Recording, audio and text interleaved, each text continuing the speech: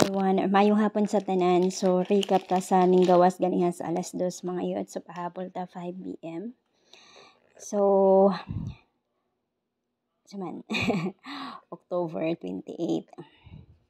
It's so sad. It's so sad. October 28. So 5 PM pahabol. So it's so sad talaga mga youths kasi pinupuntarya ko talaga is iska. So kung napansin ninyo ako yung iska, actually naglagot jud kog taman kay wala jud ko ning bet sa double sa 9-0 kay ning gawas naman gud siya. Pero unta kung ning respeto lang gud ko nay nakalimot ko na while nagaano daay ko gahabi is naa naman daay ko nakita na MCA na 990 which is plastada gihapon. So ang ato gyud diha is 910 or 980. So giligasan gyud ang ato ang pahabol. So mao tong niingon ko sa inyo na once na mo ganiha sa ako ang vlog nag-ingon ako daan na once na mo iska siya higher gyud ang ako which is 910 ug 980 kay mao toy ako ang pa-sure sa alas 2 na naa gyud 9 ug 0. Pero wala gyud nako siya dipinsahi manggod og double kay lagi ning gawas naman siya. Pero tama na lang gyud ko sa paglingin kay ning MCA man gyud siya dayon. So nalimot jud ko pahinumdom na mo balikay si 9-0 na doble. So since wala gyud nako wala man ko nagbit niya as double, wag gyud nako siya gi-remind na mobalikay siya. And I thought dili pa gyud siya mobalik karon dayon kay pilahay pa man na siya ni gawas. Pilahay pa jud na siya may gawas mga youth. So mao na siya ang result sa alas 2 no, mao ni siya. So pahabol ta. Wala tay mahems kasi wala giano man gyud niya. Wala gyud tay mahimo dihang dapita. So sad lang talaga na nagbasol ko da kong iyamot pero wala naman gyud tay mahimo kay ning gawas na gyud siya.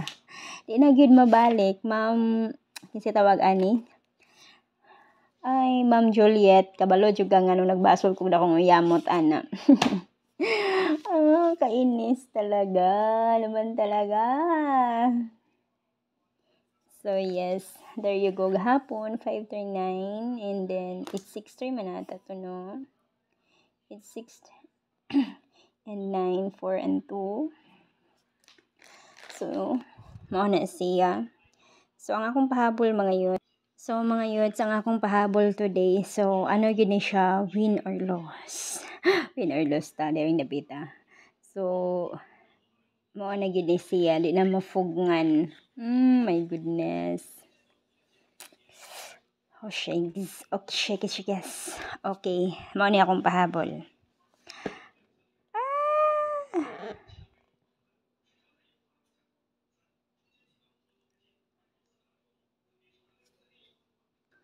Okay, akong bahabol mga youth is 5-1-0.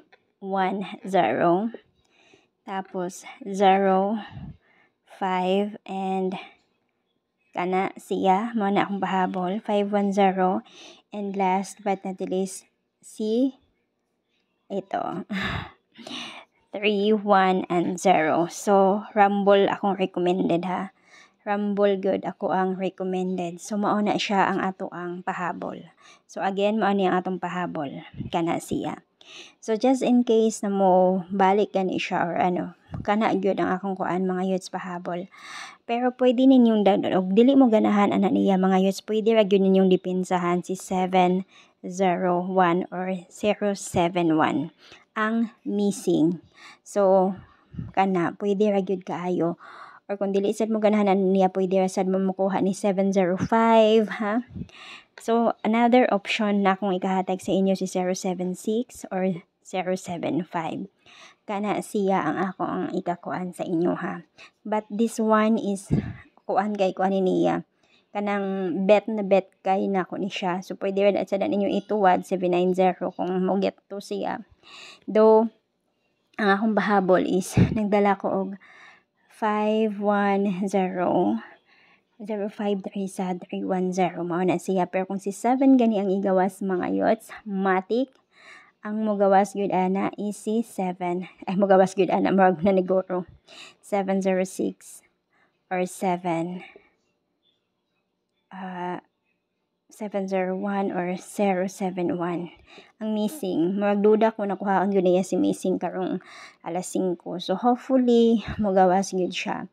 So kung mag-iska mo or gyapon to akong iska, naglagot siya kog taman. Naglagot kong Fairlight. So kana 07 or 70.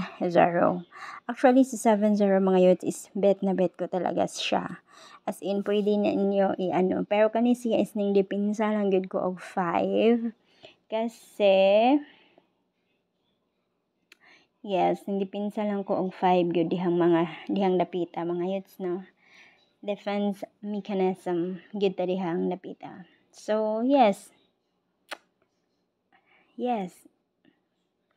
Kana siya. 8, 1, and 0. So, kana siya mga youths, ha. Oh my God, sana talaga way ligason ani niya. Kay once na ligason ni siya, ay pas yun.